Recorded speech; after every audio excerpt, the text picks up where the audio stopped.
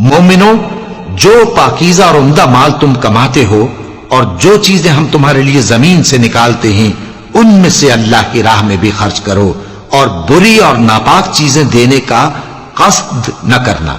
کہ اگر وہ چیزیں تمہیں دی جائیں تو بجز اس کے کہ لیتے وقت آنکھیں بند کر لو، ان کو کبھی نہ لو،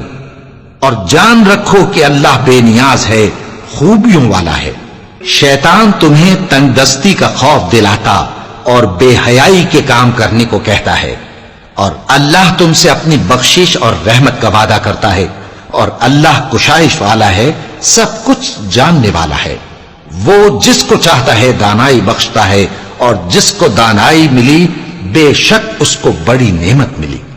اور نصیحت تو وہی لوگ قبول کرتے ہیں جو عقل مند ہیں، اور تم اللہ کی راہ میں جس طرح کا خرچ کرو یا کوئی نذر مانو، اللہ اس کو جانتا ہے، اور ظالموں کا کوئی مددگار نہ ہوگا۔